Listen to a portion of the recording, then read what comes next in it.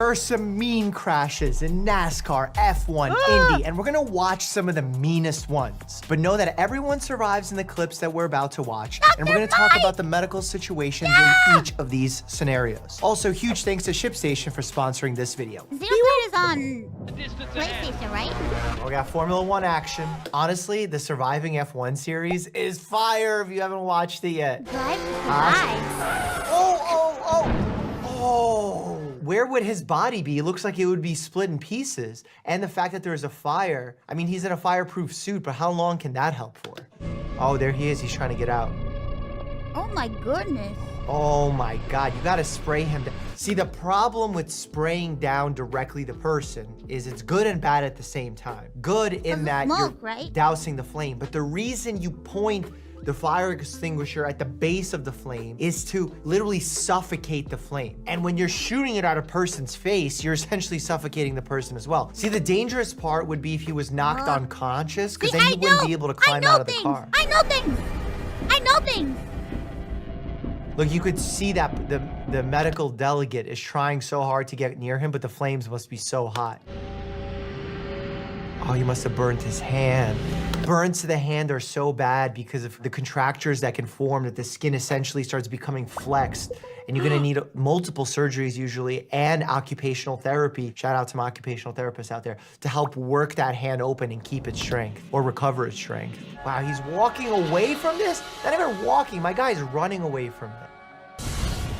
Not only has he survived going through a barrier at 160 miles an hour. How? 160 miles an hour? And how is he not concussed going from 160 miles an hour to 0 so quickly? The danger in crashes is going from a high speed to a 0 speed because all of that inertia carries your organs forward, even the brain. The brain sits in a soup, so it starts hitting the front of your scalp when you come to an abrupt stop. What? And I know they have neck stabilizing devices in the car, but whoa. I was insisting, no, we'll get the ambulance here.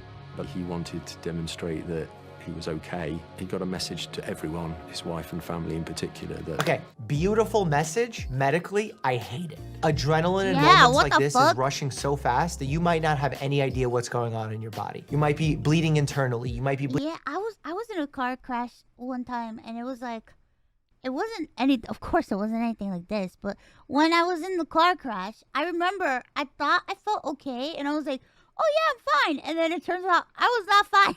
Bleeding internally into your skull, having a stroke. So many things could be going wrong right now. And just to symbolize that you're great and strong, you do the extra walk. Unnecessary. Actually, it's the same reason in boxing. Once there's a knockout, they don't... She died in that car crash. Yes, I passed away that day. You're talking to my ghost.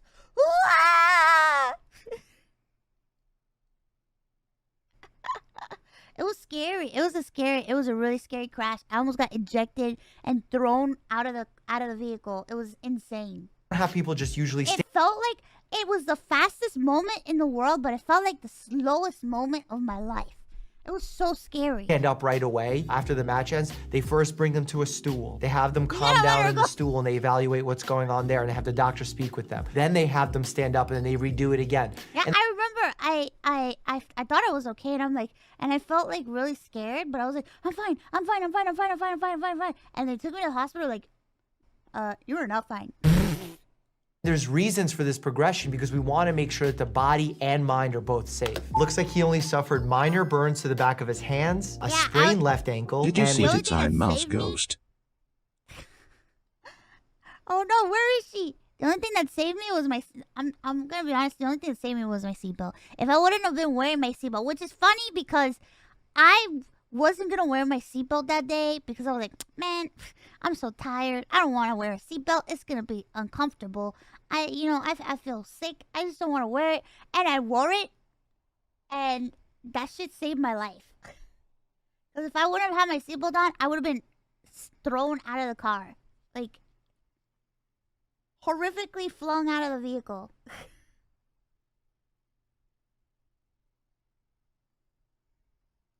Discharged from the hospital soon after. That's crazy that's all that happened. I mean, I sprained my right ankle walking to the refrigerator the other day. Why do Latinians hate seatbelts?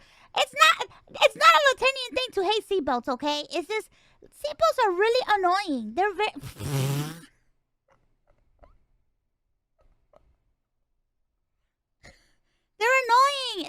like you're uncomfortable or like you're just feeling like shit and you don't want to you don't want to wear your seatbelt after like you get like a procedure done or whatever the fuck, and you're like, I don't want to wear a fucking seatbelt. It's gonna be fine.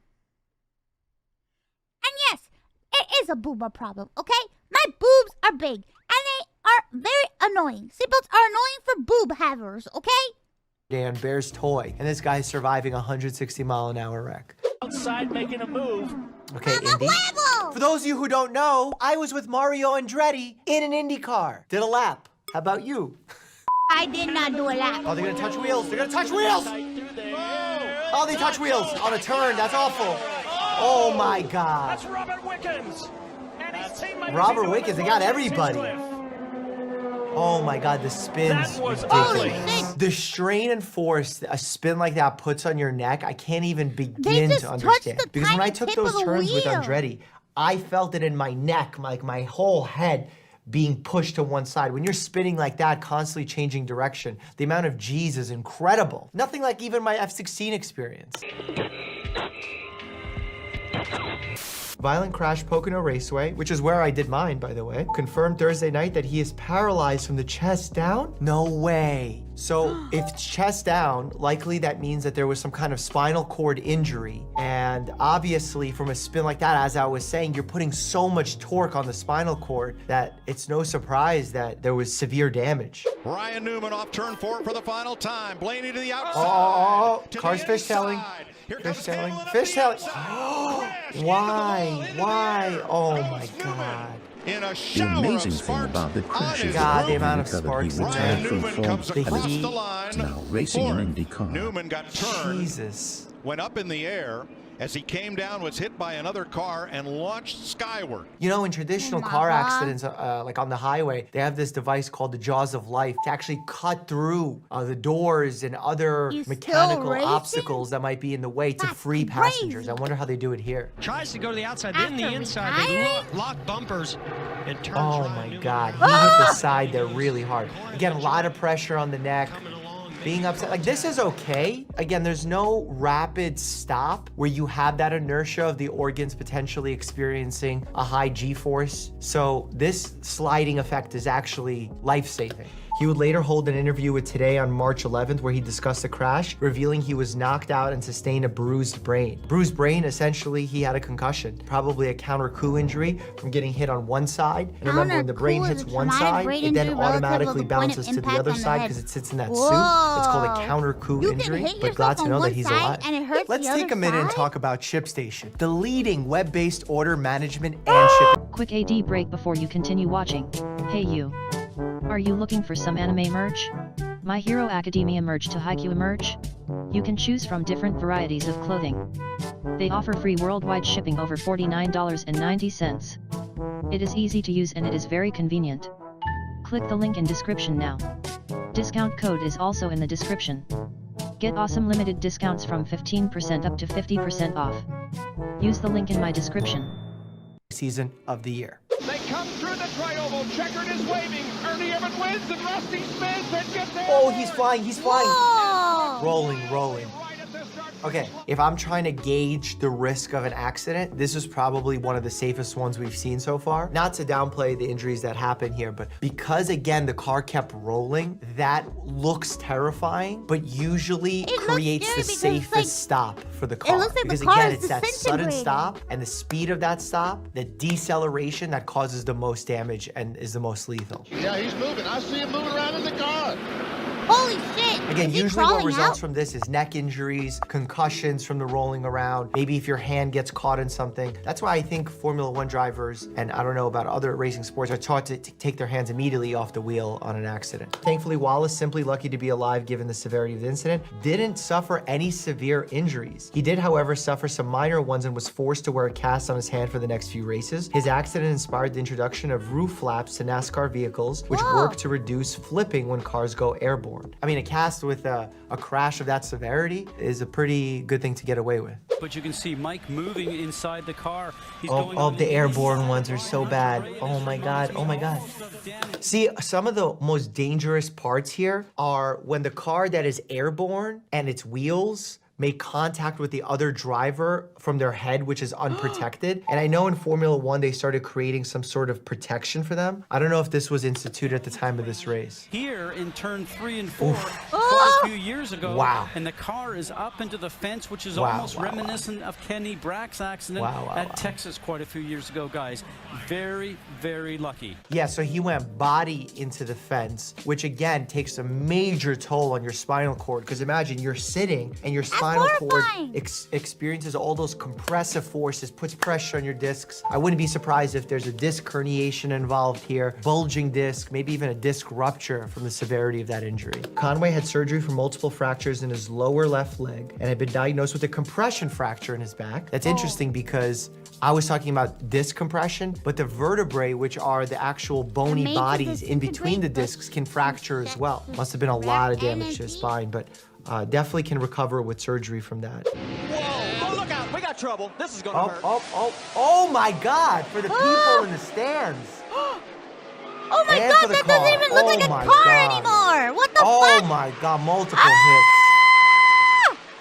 The whole race is over. So Jeffrey is alert, at least, and conscious and able to move. I don't know about you guys, but I'm breathing a little bit better right now. Well, me too. I mean, I'm not, because you're still not out of danger until you're in the hospital. Even in the hospital, when we have a patient in one area and we need to transfer them, whether it's from a regular inpatient floor unit to the ICU or from the ER to the patient room, that transportation can only happen when the patient's stable, and things go wrong during that transportation that you need to be present and ready to activate a code blue, a rapid response, and treat the patient right then and there. He suffered a concussion, facial laceration, multiple bruises, right wrist fracture, and a small fracture to a vertebrae, and is in intensive care unit in serious but stable condition. Wow. I would say that it's probably a very severe concussion when you're being tossed around at that rate of speed. I mean, that's incredible. Just as I walk out of the infirmary, they said Lee Petty just went over turn 3 and 4 wall.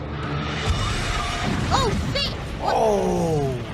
This looks like something from the scene of a car game called Carmageddon. I don't know if you guys remember that game. Or Twisted Metal. Oh, Twisted Metal! I think I also couldn't afford the real game, but I got my hands on a demo disc, and I just played the demo over and over.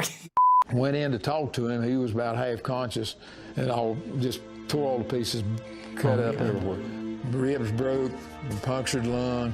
Just his leg all busted off, just hanging there. That's the biggest danger that I always tell you guys about whenever there's a rib fracture, about puncturing your lung and developing a pneumothorax. Also, less talked about but equally dangerous is if that rib fractures in an area where it nicks your aorta, you have massive internal bleeding. That's a deadly, deadly injury. Lee Petty's car was destroyed, and then they took his broken, apparently lifeless body to the hospital. It was some time before he could have broken bones fixed. They waited to see if he would stabilize as he lay in a coma. He spent 4 months in the hospital.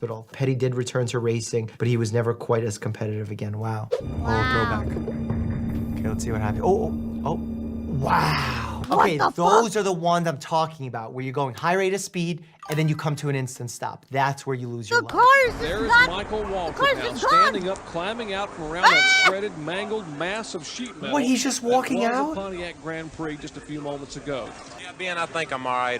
Got some contusions and a little bit of confusion, but that's probably not too unusual. That's not unusual? That is unusual. When we decide whether or not to scan someone's head for an intracranial bleed, it's based off of certain signs and symptoms, but also the mechanism of injury. And going 100 miles an hour or whatever that was to 0 is most definitely a high-speed accident warranting a full-body CAT scan. I think I'm all right, and we'll go home and get a good night's rest tonight. No, you don't go home. You go straight to the hospital. I hope you went to the hospital. You know, my seat stayed secured in the frame rail, in the only frame rail, really, that stayed as a part of the back of the car. This part went back. I think the only thing that really saved him was that he hit the outside of his car, not his own side. If it was the driver's side that had that impact, it would have been a very different outcome. Alonso, let's go. This is McLaren days, not Ferrari days. Oh! There goes his front tire. Oh, it's so hard to make out what just happened. Is he okay? The whole axle looked like it went. He walked away like that? That's him? Wait, is that Esteban Gutierrez?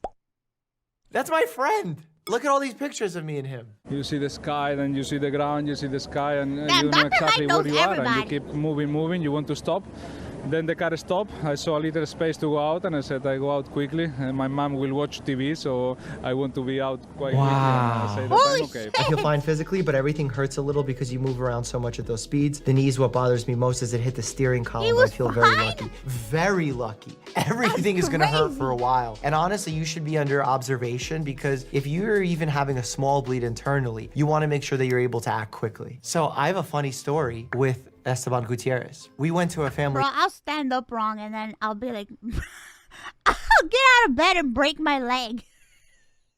These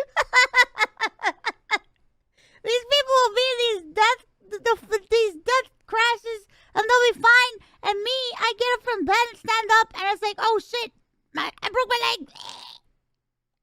Dinner. I took him on my Audi TTS and I was gonna drop him off at his place and then go home. And I'm with a Formula One driver. I'm gonna drive and try and look cool. And because of that, I turned into the Holland Tunnel in the city and I didn't mean to do that. So I was like, oh my God, I turned into the wrong thing. So I was like, let me just back up real quick because I'm not that far in. And as soon as I started backing up, you see a cop walk out onto the street and go, excuse me, sir. Come on. And had me pull up, checked my windows for tints, started writing me tickets. I was like, officer, I'm so sorry. I made this mistake. I'm a physician. This is a Formula One driver. He's like, I couldn't care less. Here's your tint ticket. But yeah, that goes to say that even if you have a Formula One driver in your passenger seat, don't try and show off because things will go wrong. Oh no, this is gonna be the worst one, isn't it?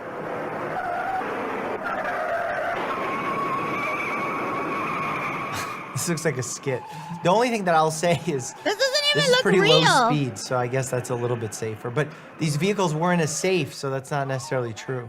You know what's really scary? When you watch some of those videos when there is a blizzard and there's low visibility and then there's an accident and another accident and all of a sudden there's cars just sliding into other cars and then people come out to see what's going on and they're getting trapped. Oh my Never God. exit your vehicle if you're in one of those situations. Call for help, stay in your vehicle because you don't know what's coming behind you. That's the scary part. And if you do exit, run away. Like, don't stay on the highway. I mentioned earlier that I flew an F-16. Check out that video. Man, this guy's done everything.